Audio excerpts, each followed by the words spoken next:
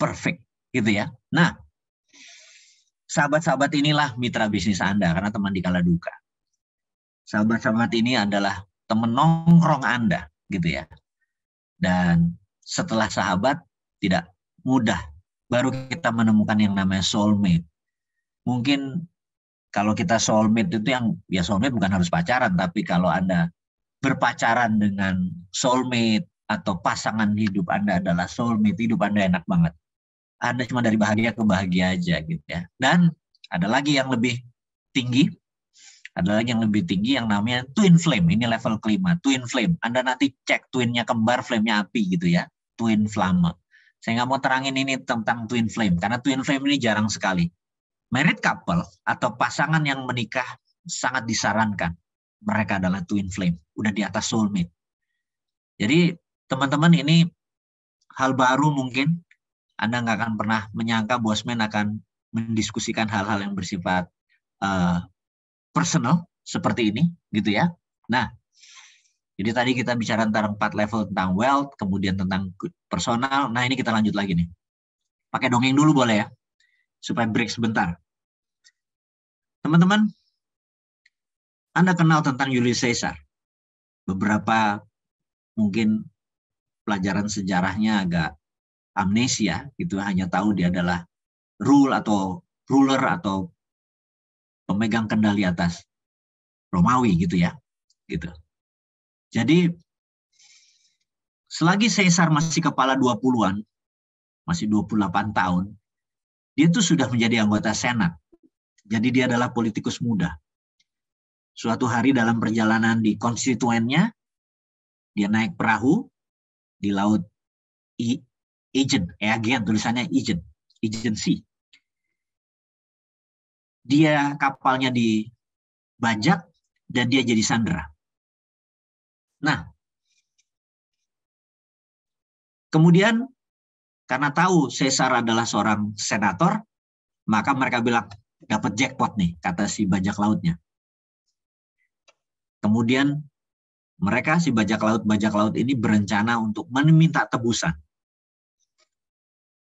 Tebusannya adalah 20 talent silver. Talent itu kayak tampah gitu ya. Kira-kira sekitar $600.000 lah. Atau kita anggap angka sekarang 10 miliar gitu ya. Gitu. Nah, begitu mereka mau meminta tebusan 20 talent of silvers, si Caesar bilang, kurang ajar lu ya. Gue cuma lu hargai 20 talent gitu ya. Oh, si bajak lautnya bingung. Maksud lu gitu? Gua nih 50 talent gitu. Gitu. Kalau sekitar $1,5 juta, sekitar 20 miliaran gitu. Kaget mereka. Minta sama Senat, minta sama DPR Roma gitu ya. Gua ditebus di 20 miliar. Di 50 talent emas gitu ya. Wah, mereka lebih senang lagi. Mulailah dikirim surat bahwa ada seorang senator kami sandera, kami minta tebusan 50 talent silver, bukan emas, silver. Nah, begitu berita itu masuk ke Senat, ke parlemen, geger parlemen. Gila nih. Ini Caesar siapa nih? Kenapa diharganya tinggi banget gini? Gitu kan? Geger mereka. Begitu diskusi mereka jadi penasaran kenapa Caesar dihargai segitu tinggi gitu ya. To make story short, mereka bilang udah tebus aja dulu deh. Gitu. Akhirnya mereka kumpulin duit, ditebus. Pulanglah si si Caesar ke parlemen. Mereka bilang ini anak muda nih kok kenapa dihargai tinggi gitu ya. Terus dia bilang, si Caesar begitu pulang dia bilang gini, kasih saya 50 talent silver, gue ambil balik tuh duit gitu ya dari pembajak-pembajak itu, dan gue akan kasih lo semua lagi duitnya gitu. Dia emang jago ngomong gitu ya, dan dia jago membuat pencitraan. Mereka bilang bener juga ya, kan dia yang tahu di mana orangnya. Akhirnya dia minta satu tentara 1.000 orang, satu centurion 1.000 orang tentara, dikasih duit 50 talent silver, bener. Dia balik, bajak laut itu diambil, duitnya dibunuh mereka semua, dan dia balik. Dan disitulah dia akhirnya bukan menjadi seorang senator lagi, mulai dia direspek, dia menjadi orang yang jenderal yang punya pasukan. Nah, story ini adalah membuat Caesar menjadi orang kaya, orang sukses, menjadi jenderal, memimpin satu centurion, dan terus membesar, terus membesar, terus membesar, akhirnya dia menjadi Caesar. Itu ceritanya. Nah, apa yang dilakukan oleh Caesar tadi, menaikkan nilai tawar dia. Nah, ini kuncinya nih. Itu ada profesor psikologi yang terkenal namanya Thorstein Veblen. Ilmu ini 2000 tahun kemudian, yaitu sekarang setelah peristiwanya Julius Caesar disandera itu, ilmu ini yang namanya Veblen effect. Anda boleh, Veblen itu V-E-B-L-E-N. Veblen effect ini adalah menaikkan value Anda. Jadi value ya, ingat rumus kaya adalah value dikali network, benar ya? W atau wealth adalah V, value dikali leverage atau L. Sekarang kita bicara value dulu. Anda kenal banyak orang, Anda disukai banyak orang, Anda dipercaya banyak orang, Anda udah melakukan lingkar pengaruh dan lingkar peduli dari 10.000 jam, Anda legend, gitu ya. Anda punya banyak sahabat, Anda punya banyak soulmate, pasangan hidup Anda twin flame. What a perfect world, gitu ya. Jadi yang terakhir, bukan terakhir, meninggikan value gimana? Meninggikan value adalah gunakan Veblen effect, gitu. Veblen effect. Nah, Caesar tadi, gitu ya. Ya, itu benar tuh. Wealth sama dengan value kali leverage, gitu ya. Nah, Veblen effect. Jadi Bosman waktu membuat harga 8 juta, itu Veblen effect. Ini apa sih workshop 3 hari itu? Bener nggak? Itu Veblen effect. Kita nggak pernah murah. Karena begitu orang datang, itu memberikan value, gitu ya. Jadi teman-teman, Levi's itu nggak pernah ngadain diskon. Itu Veblen effect, gitu. Louis Vuitton, Patek Philippe, Dior, itu Veblen effect. 90% yang beli baju mereka adalah orang flexing. Yang orang kaya beneran kurang dari 10%. Yang mau dilihat kaya, gitu ya. Nah, itu benar, Veblen, benar. Gitu. Nah, jadi kita di sini bukan mengajarkan teman-teman atau sobat semua para soulmate-ku ini untuk menjadi flexing, gitu ya. Pencitraan yang bukan dirinya, bukan. Pencitraan yang benar itu bukan fokusnya, bukan dirinya dilihat keren, tetapi pedulinya yang ditinggikan. Pengaruhnya yang ditinggikan, gitu ya. Oke? Ini udah mulai masuk ke topiknya tentang value. Pertama dengan membangun kedekatan personal, kedua membangun wealth of success, ketiga gunakan Veblen effect. Saya tidak detailkan Veblen effect dulu karena nanti kita akan kembali ke sana, kita masuk lagi bahwa kita harus menciptakan persepsi dengan mengontrol citra. Ingat ini pelajarannya ya. Kita harus menciptakan persepsi dengan mengontrol citra, dengan mendesain citra. Itu bisa dengan sengaja dilakukan dengan self-talk segala macam gitu ya, Anda bisa lakukan. Gitu. Nah, kita lanjut supaya pelajaran ini cepat. Ini udah jam berapa nih? Anda kebanyakan udah hampir 1 jam nih saya ngomong. Mudah-mudahan dapat pelajarannya tadi tentang ada geopolitik, geoekonomi, sekarang masuk ke sekarang pelajaran kedua. Tadi pelajaran pertama tentang citra diri, tentang V-nya. Yang kedua adalah tentang leverage-nya. Leverage adalah network. Jadi ibarat Anda gunung, kalau sungainya banyak, lebar, maka arusnya kenceng, semakin tinggi gunungnya, uangnya semakin kencang. Itulah wealth. Value tadi adalah gunung yang tinggi, leverage tadi adalah sungai yang banyak dan lebar. Jadi kalau gunung Anda tinggi, sungainya lebar dan banyak, deras tuh air ke bawah. Itu wealth.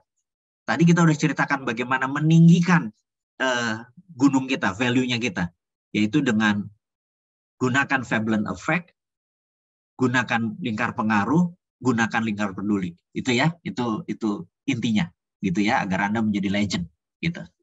Sekarang kita mau membesarkan tentang leverage gitu ya. Nah, ini kuncinya.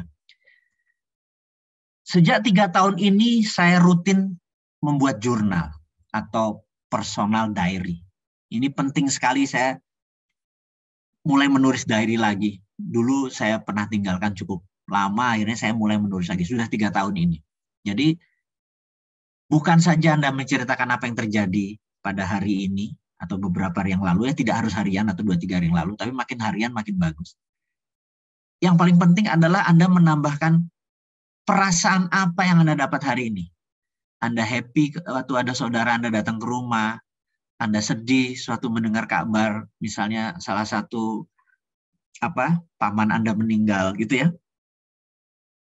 Jadi bukan sekedar peristiwanya, tapi perasaannya itu harus dicatat juga gitu. Anda harus memberi perasaan itu.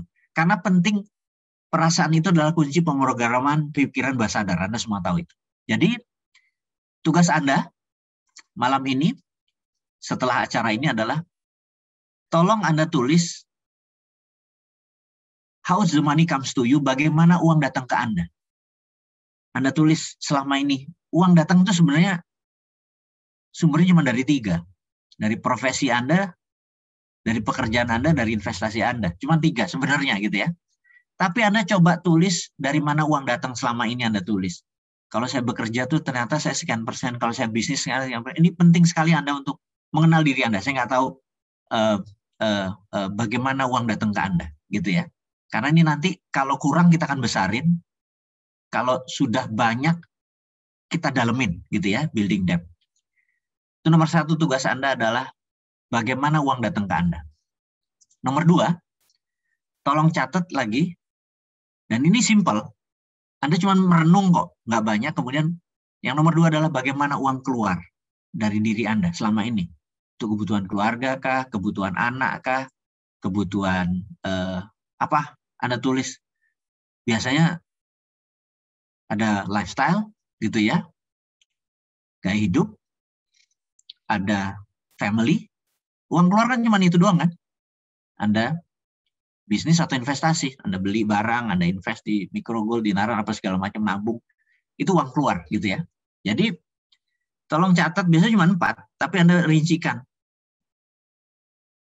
Anda akan nanti terkaget-kaget kalau ternyata Anda terlalu banyak uang keluar itu bukan buat investasi ilmu, bukan buat nongkrong yang menghasilkan berteman sahabat, tapi banyak untuk lifestyle, untuk gaya gitu ya. Beli ini harus bermerek, beli ini harus bermerek, dan Anda makan harus di restoran yang ada mereknya gitu ya, dan lain sebagainya. Nah, uang keluar ini penting untuk Anda mengetahui polanya tadi. Jadi tugas Anda, buat jurnal, personal jurnal, nanti akan kita diskusikan di minggu depan atau mungkin 2 minggu dari sekarang. Nah, mulai share nih nanti nih. Ya adalah bagaimana uang datang ke Anda, 1, kedua adalah bagaimana uang keluar dari Anda. Itu mohon punya jurnal khusus. Nah, ada hal yang saya mau share juga di ujung informasi ini adalah begini. Setelah Anda tahu tentang Veblen Effect, tentang 4 cara untuk sukses, level Anda, tentang geopolitik, geoekonomi, yang paling penting adalah membuat ilmu ini masuk ke dalam diri Anda. Itu kunci yang paling penting. Gitu ya. Gimana caranya ilmu ini tidak cuma di otak, tidak cuma di wacana, tidak cuma menjadi cuman ahanya doang gitu ya. Tidak masuk menjadi muscle memory, tidak menjadi muscle memory itu apa bahasa Indonesia? Memori tubuh Anda Tubuh Anda ini punya memori kan? Ada muscle memory, ada mind benar-benar memori. Ini kalau nggak masuk tidak jadi gerak gitu, tidak menjadi hal yang bisa dipraktekkan. Saya nggak mau Anda ini harus sukses, Anda ini harus bahagia gitu ya. Dan ilmunya dari yang kita berikan gratis ini harus dipraktekin. Itu yang saya mau tekankan. Nah, sahabatku, dimanapun Anda berada, akhirnya 450 orang juga sesuai dengan yang pesan kemarin. Terima kasih. Saya ada namanya games yang harus Anda lakukan. Games ini namanya bigger, better games. Ya. Ini adalah sebuah pembiasaan yang akan merusak bangunan buruk gitu ya. Masa lalu Anda diubah dengan perilaku baru. Maksudnya buruk gini. Mungkin Anda pikir wah saya akan bangun rumah 5 lantai. Tapi rumah Anda sekarang 2 lantai. Kalau Anda paksa bangun 5 lantai, ambruk karena pondasinya nggak siap. Jadi kita mau mendistrak, ya, mau mendistrak. Nah, tugas nomor 3 apa? Ini sabar nih, namanya bigger better game. Kita akan merusak dulu pondasinya, gitu ya, merusak dulu pondasinya, dan kita akan pasang. Memasangnya adalah dengan bigger dan better games. Ini maksudnya begini. Teman-teman, susah saya kalau mengajari Anda posisi kita tidak jumpa darat, gitu ya. Saya berharap Anda semua nanti di bulan Oktober, tanggal 13 sampai 15, bergabung sama saya 4 hari. Kita wisata di Bali. Benar-benar saya berharap nanti minta Anya sama Cindy berapa. Murah, sekali lagi ya. It's not about the money. Tapi Anda menjadi yang baru itu menjadi penting sekali. Anda sudah ikut CEO, Anda sudah ikut MMBC, saya mau cross ini menjadi sesuatu yang meresap dalam diri Anda, Fablen-nya masuk, semuanya masuk. Bigger Better Games ini begini. Anda nanti saya akan kasih 1 buah pensil dan 1 buah penggaris. Itu tugas Anda ya. Anda tidak boleh merubahnya menjadi uang. Tidak boleh menjual. Bigger Better Games itu Anda harus mengganti menjadi yang lebih besar atau menjadi yang lebih baik. Gitu. Gitu ya. Nah, ada tiket PP 7 jutaan. Nanti kita atur tiket itu murah karena ini bagian dari rencana kita untuk membangun. Sabar ya. Kita balik ke topiknya dulu. Bigger Better Games ini begini. Dengan pensil dan penggaris, tugas Anda adalah menukarkan. Nomor 1 adalah semakin banyak pertukaran, semakin bagus. Itu PR-nya. Semakin banyak pertukaran, semakin bagus. Dan siapa yang tertinggi nanti memperoleh Bigger Better Games, selain barangnya itu milik Anda, gue kasih lo 100 juta. Jadi benar-benar ini bukan hanya bosman ngajarin, tapi kali ini gue ngasih lo duit, gitu ya, untuk memotivasi kegilaan lo. Push kamu ke limit semua, tak kasih 100 juta yang number 1, number 2 50 juta, number 3 25 juta, gitu ya. Ini agak gila nih kita maunya. Nah, Bigger Better Games ini adalah Anda harus menukar pensil atau bolpen tadi katakanlah dengan kalkulator rusak. Anda potret begitu dapat kalkulator rusak. Kemudian dari kalkulator rusak mungkin Anda benerin, terus Anda dapat handphone tua, gitu ya. Kemudian dari handphone tua Anda dapat laptop bekas. Dari laptop bekas Anda dapat kambing. Dari kambing Anda dapat apa terus? Percaya, teman-teman, di pertukaran lebih dari 20, Anda akan kaget. Karena terbukti, sudah 2 kali kita buktikan, dua-duanya memperoleh mobil. Di pertukaran ke-32. Mobil Avanza. Anda boleh tanya, namanya Mas Iksan, dari MMBC 14. Dia menukar, benar-benar menukar, dan ini jadi program menarik, karena Bang Mandor ini, Mas Iksan ini adalah orang yang saya kagumi sekali. Dia MMBC 14, dia ngutang, dia adalah preman Senen, dia kerjanya berantem gitu ya. Kemudian dia sekarang sudah punya tambak Faname yang besar sekali, yang angkatan MMBC 14, Anda di sini pasti ada yang dari 14. Kemudian dia mengikuti Bigger Better Games-nya Bosman, dia dapat Avanza. Kemudian saya dan dia membawa anak-anak di preman Senen itu untuk melakukan Bigger dan Better Games, gitu ya, gitu. Nah, akhirnya banyak orang berubah itu bukan pakai teori-teori, tapi benar-benar pakai praktek. Nah, di sini Anda semua, sahabat semua, ada 460 orang hari ini saya mau Anda semua melakukan Bigger dan Better Games, gitu ya. Benar-benar jangan teori doang. Oh iya ya, nanti Anda nukernya ini, seni menukar inilah adalah bawah sadar Anda lagi di program. Semakin banyak pertukaran semakin banyak. Itu adalah pemrograman pikiran bawah sadar, gitu ya. Nah, itu tugas 1. Tugas kedua adalah saya akan mengajarkan menggunakan sosial media, tapi bukan untuk flexing, bukan untuk pamer, namun untuk strategi untuk membuat Veblen Effect, citra diri Anda, produk Anda menjadi terbaik. Ini Veblen Effect kita bukan flexing-flexing. Ini kita akan ajarin pakai TikTok dan ini free. Mungkin 2 minggu lagi dari sekarang teman-teman kita akan ajari bagaimana menggunakan TikTok, menggunakan Facebook, menggunakan IG untuk menjadi strategi salah satu tool membangun Veblen Effect gitu ya. Benar-benar ilmunya Bosman dibuka. Ini behind the scene-nya Bosman dibuka gitu ya. Dan ilmu ini sekali lagi gratis buat Anda sehingga tadi value Anda tinggi, kemudian ilmunya benar-benar Anda praktekin sehingga value Anda tinggi, kemudian network Anda lebar karena diajari bagaimana menggunakan Veblen Effect di sosial media gitu ya.